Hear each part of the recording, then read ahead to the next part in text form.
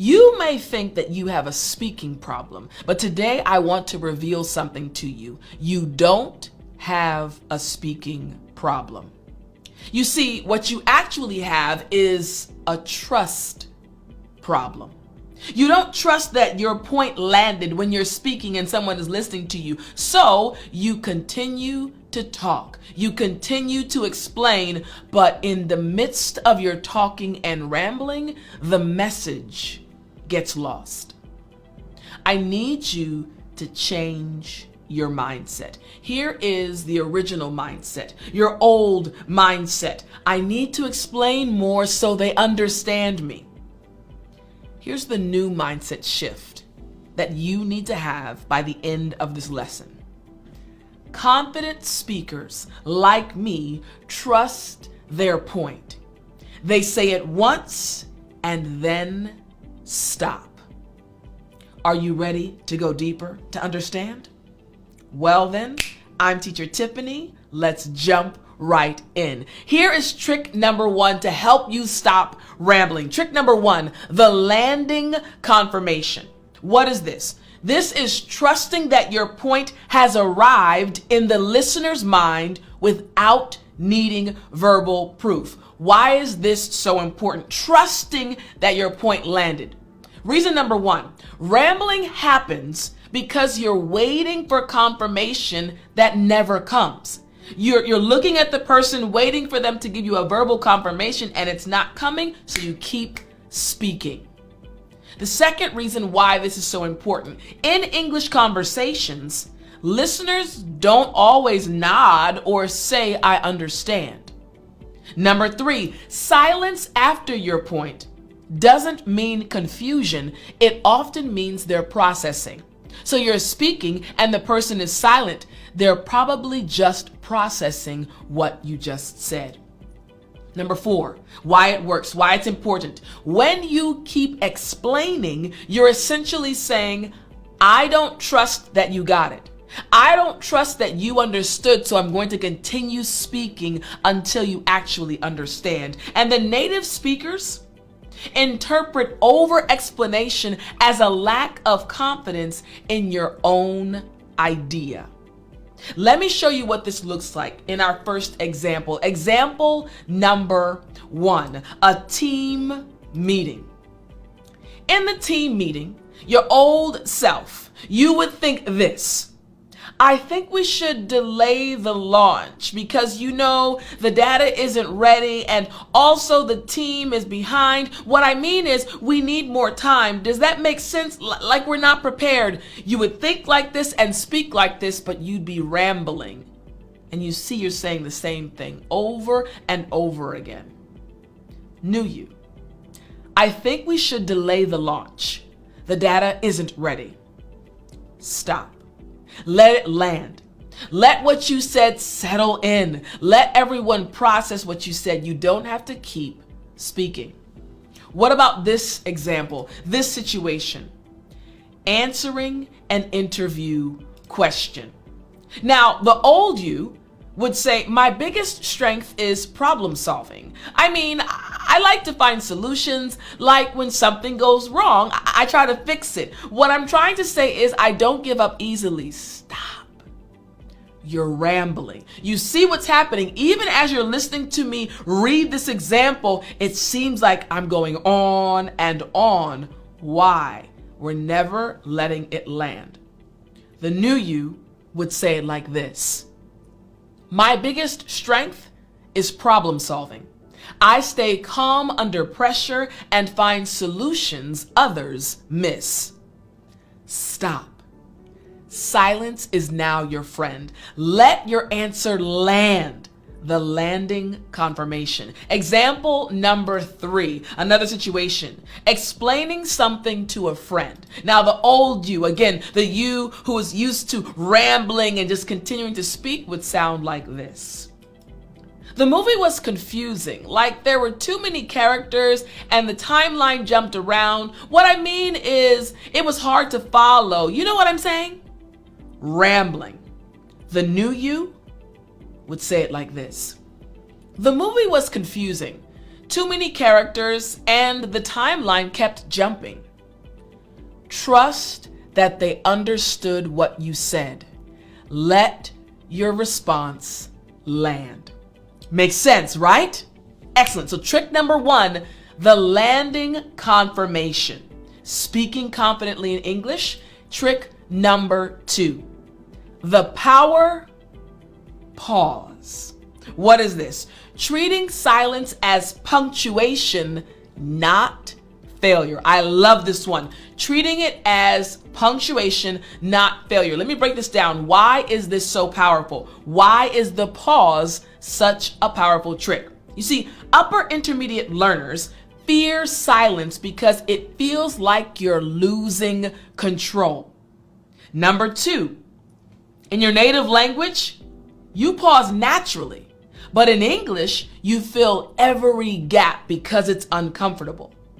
Number 3, the reason is rambling is often just panic filling the space where a pause should live.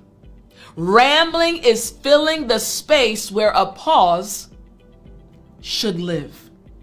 Number 4, you see, pauses make you sound more confident, not less. You see what I did there? I am pausing on purpose to show you the power of a confident pause. And number 5, a 2-second pause says, I'm thinking. Rambling says, I'm panicking. There is power in the pause. Check out this first example. Example number 1. During a presentation. Now, the old you would say, so the results show basically what happened was the numbers went up. What I'm trying to say is you're filling silence with noise. Listen to it again, but using the power pause. New you.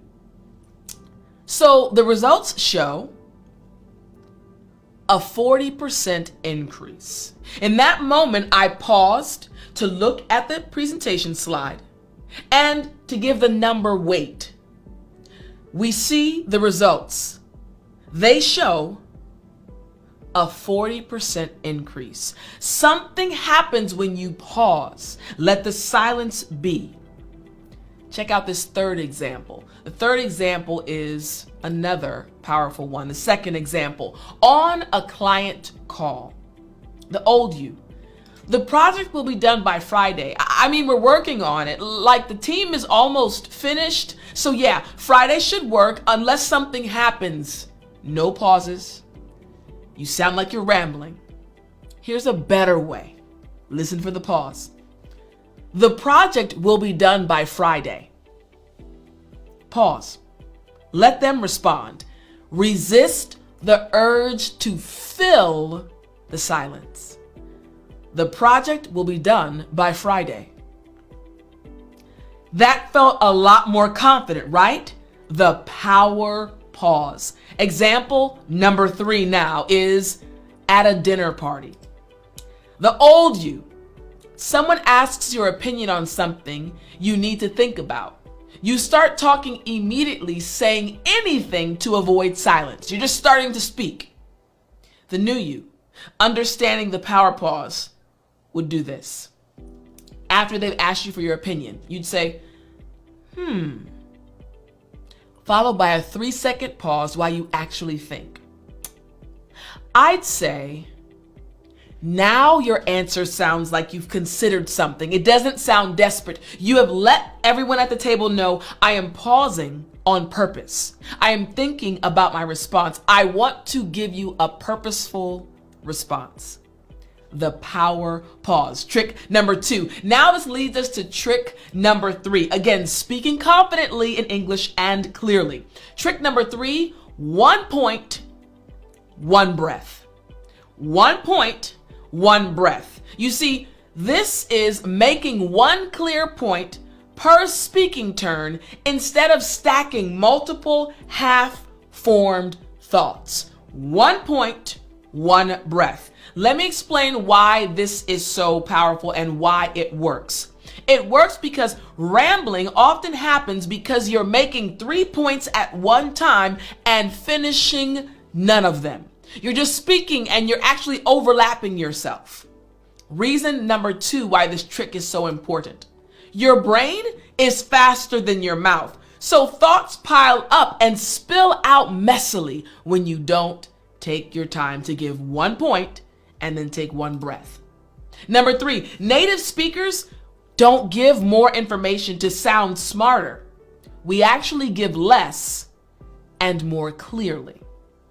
Reason number 4, one complete thought is greater than 3 incomplete thoughts. I'm going to emphasize this again. One complete thought is greater, more important, and has more impact than 3 incomplete thoughts. And finally, listeners can only hold one idea at a time anyway. Let me show you what this looks like in a real life situation. Example number 1, giving feedback to a colleague. Now, the old you would say it like this. The report was good, but also the formatting could be better. And I noticed some data was missing. Plus, the conclusion felt rushed. And maybe we should talk about the timeline too. Too many points. Not enough breath. I need you to pause. Too many points. The new you would give feedback like this. The report was solid. One thing, the conclusion felt rushed. 1 point, clear, done. The person listening knows what the most important point is, can grab it and take it and do something with it. What about this example, this situation? Answering the question, how was your weekend? The old you, not understanding the 1.1 breath, would say, it was good. I mean, I was tired, but I saw my friends and I also had to work a bit and the weather was nice, so we went outside, but then it rained. Whoa, slow down. Too many points, not enough breaths. The new you, understanding the trick, 1 point, 1 breath. Someone says, how was your weekend? Your response now? Really nice. I finally caught up with friends I hadn't seen in months. 1 point. Then let them ask follow-up questions if they want more. It's a conversation, not just you giving a speech. Makes sense, right? Here's the third example. Again, 1 point, 1 breath. Explaining a problem to your manager. Now, the old you. So the system crashed and also the client called and they were upset and I tried to fix it, but I couldn't reach IT. And meanwhile, the deadline is tomorrow and stop. Too many points, not enough breaths. The new you, understanding the trick, 1 point, 1 breath. Explaining a problem to your manager. The system crashed this morning. I need IT to access, or I need IT access to fix it before tomorrow's deadline. Stated the problem, stated the solution that is needed. Very clear. This is 1 point, 1 breath. Again, we're talking about speaking clearly and confidently in English. You don't have to ramble. This leads us to trick number 4. Before we get to trick number 4 though, remember, if you want to continue improving your English going from intermediate to advanced, I've created a 365-day English fluency system.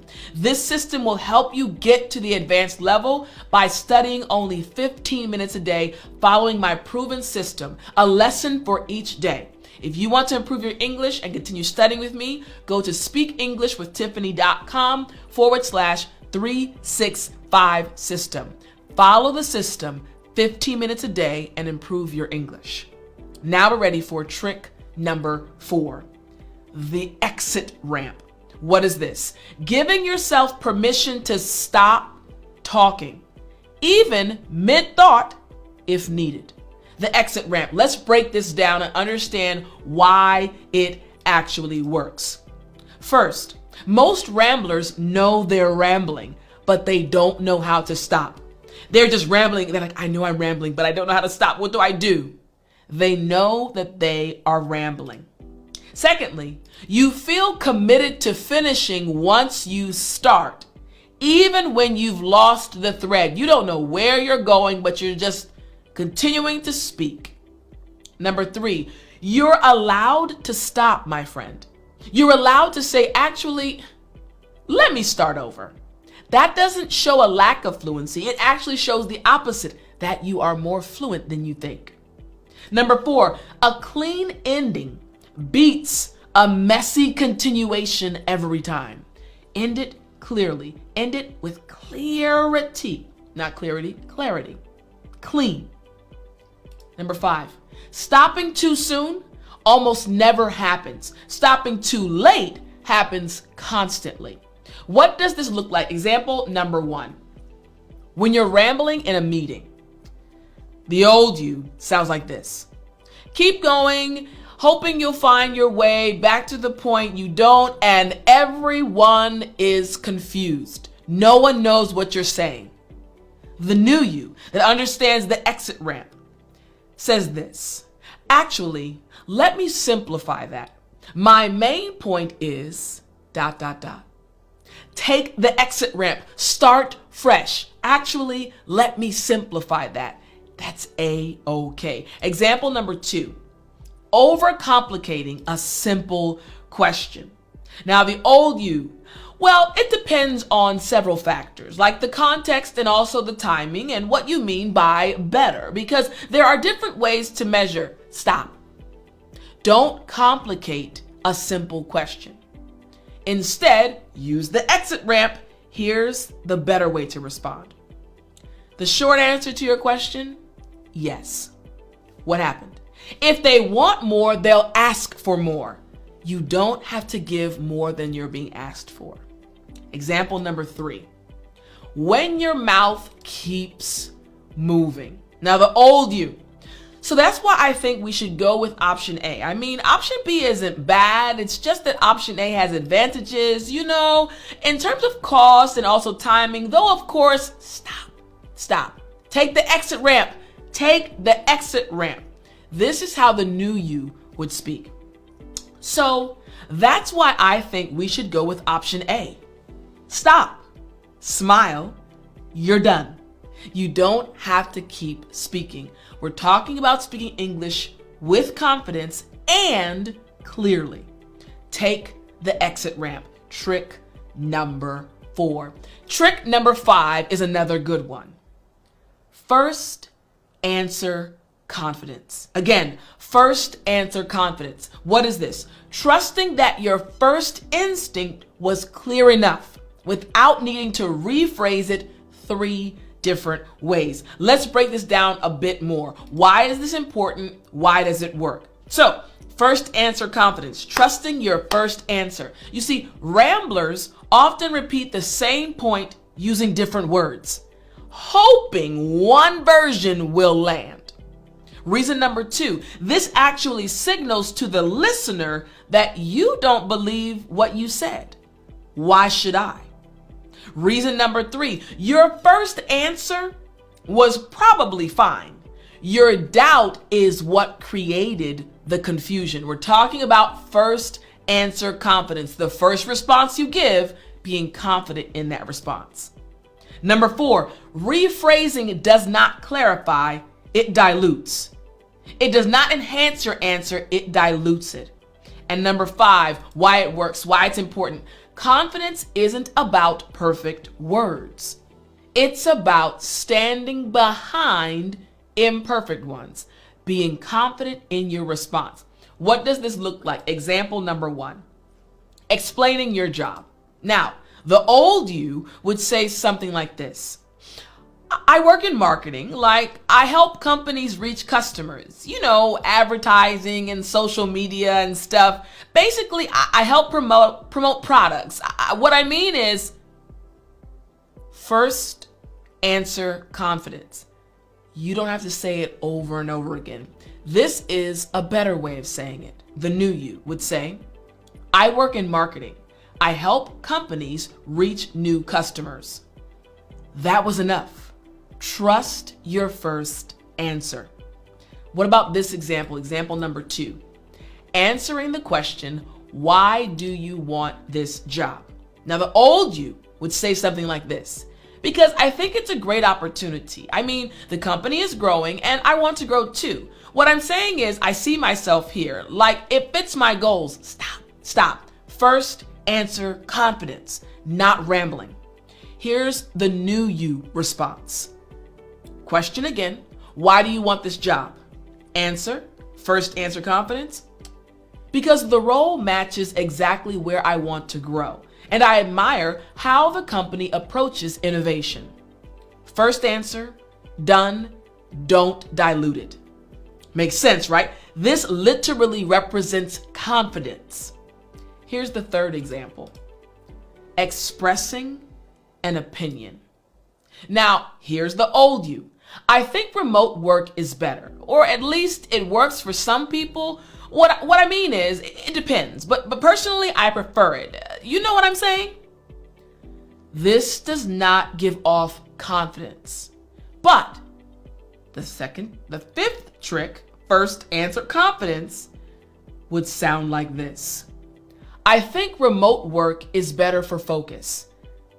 Your opinion, stated, no need to soften it with 5 qualifiers. Again, I think remote work is better for focus. You've given your opinion, your first answer with confidence. This trick will help you sound more confident.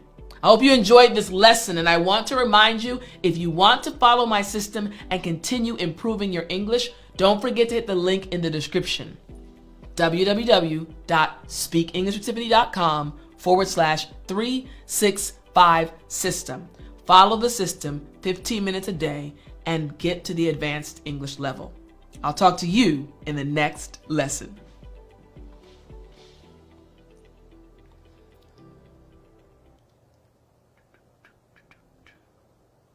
You still there?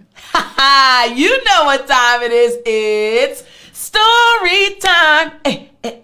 I said it's story time. All right.